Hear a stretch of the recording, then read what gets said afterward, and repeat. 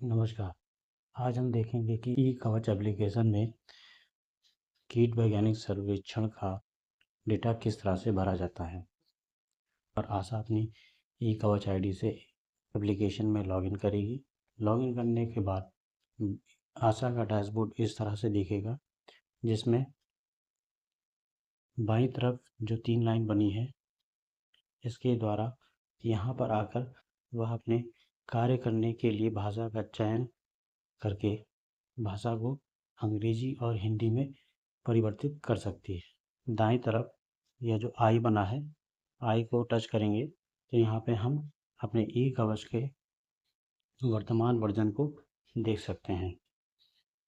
ध्यान रहे, जब भी हम कार्य करें ई कवच में तो ई कवच का वर्तमान वर्जन ही अपडेट रखें। तो यहाँ पर होम बटन को दबाकर हम होम पेज पे आ जाएंगे।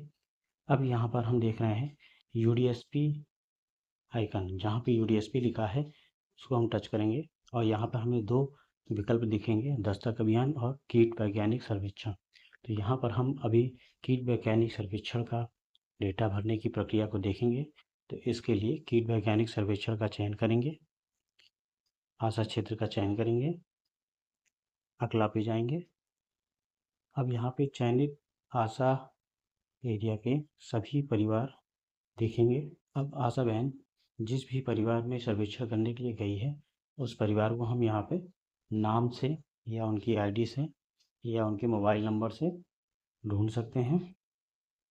तो यहाँ पर हम एक फैमिली का चयन करते हैं। पाल एक फैमिली है, तो हमने यहाँ पे पाल के कुछ अच्छा टाइप के पाल जो है दिखने लगे, तो हम यहाँ पे उनका चयन करेंगे, अगला पे जाएंगे।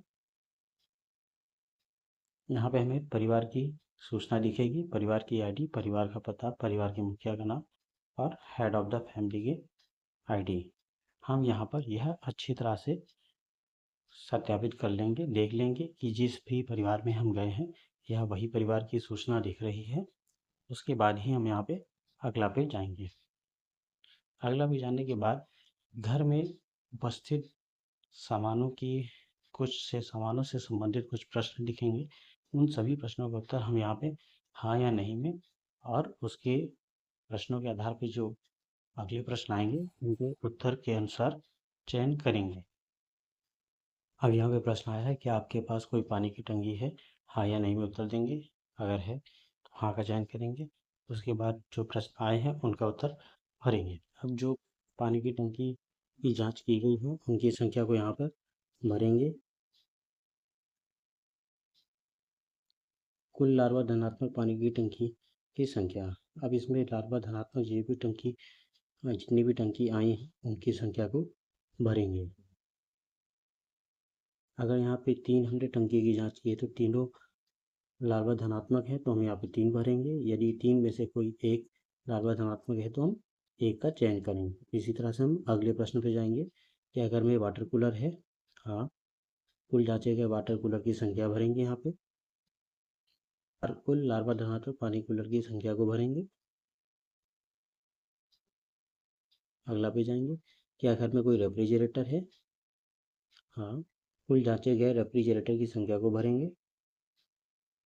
लार्वा धनात्मक रेफ्रिजरेटर की संख्या। अगला पे जाएंगे, क्या घर में कोई अनुपयोगी वाहन आदि के टायर हैं, हाँ या नहीं में उत्तर दर्ज करेंगे। क्या घर में या घर के आसपास कोई फेंका हुआ सामान जैसे प्लास्टिक कप, नारियल के गोले आदि हैं, नहीं है तो नहीं का चयन करेंगे।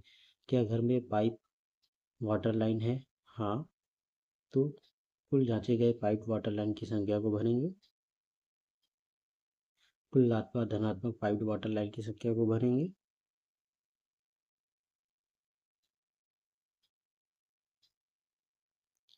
क्या घर में कोई निर्माण स्थल जहाँ पर जल भंडारण है, हाँ या नहीं में उत्तर को दर्ज करेंगे। कुल जांचे गए स्थल की संख्या को भरेंगे। लार्वा धनात्मक की संख्या को भरेंगे। अगला पे जाएंगे, क्या कोई फूलदान, गमले की तसरी, पालतू पशु के भोजन का बर्तन, पक्षियों का पानी पात्र, सिटी टैप आदि है, यदि है तो हाँ का चयन करेंगे, नहीं है तो नहीं का चयन करेंगे। या घर में कोई और कंटेनर है जिसमें पानी रखा जा सकता है, हाँ या नहीं में उत्तर दर्ज करेंगे, नहीं है तो नहीं का उत्तर दर्ज करेंगे, हाँ है तो हाँ का उत्तर दर्ज करेंगे और उनमें भी जांचे गए पात्रों की संख्या को भरेंगे।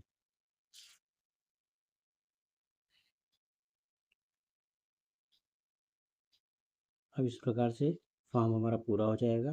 तो मैं डेटा दर्ज करना चाहती हूँ का चयन कर सकते हैं, या मैं भरे गए प्रश्नों के सभी उत्तरों को एक बार देखना चाहती हूँ तो मैं डेटा सत्यापित करना चाहती हूँ का चयन करके अगला पेज आएंगे और सभी प्रश्नों को एक बार पुनः फिर से हम देखकर जांच कर सकते हैं कि जो भी प्रश्नों के उत्तर हमने दर्ज किए हैं वह सही है या गलत है। अगर कहीं गलती है तो हम उसको सही कर सकते हैं और उसके बाद हम फिर डेटा को दर्ज कर सकते हैं। मैं डेटा दर्ज करना चाहती हूँ का चयन करेंगे, अगला पेज आएंगे और इस तरह से फॉर्म पूरा हो जाएगा और जमा करने का चयन करके फॉर्म को सबमिट कर देंगे। जब हम फॉर्म को सबमिट करेंगे तो यहाँ पे हम देख रहे हैं जो ऊपर सर्कल बटन दिख रहा है, इसका चयन करके जो भी डेटा हमने भरा है उसको हम सिंक कर सकते हैं। इस प्रकार हम डेटा को सिंक कर देंगे। होम आइकन पे जाएंगे और जो हमने डेटा भरा है उसको हम यहाँ पर कार्य की स्थिति का चयन करके देख सकते हैं। यदि यहाँ पे हरा चिन्ह बना हुआ है, ग्रीन टिक है, तो इसका मतलब है कि हमने जो भी डेटा दर्ज किया है वह सिंक हो चुका है, सर्वर पे पहुँच चुका है। यदि हाँ ये क्वेश्चन मार्क बना होता तो अर्थात वह अभी सर्वर पे नहीं पहुँचा है, सिंक नहीं हुआ है, तो हमें मोबाइल को इंटरनेट से कनेक्ट करना है और डेटा को पुनः सिंक करना है। तो यह एक प्रक्रिया थी जिसके माध्यम से हम यूडीएसपी के अंतर्गत कीट वैज्ञानिक सर्वेक्षण की डेटा को दर्ज कर सकते थे।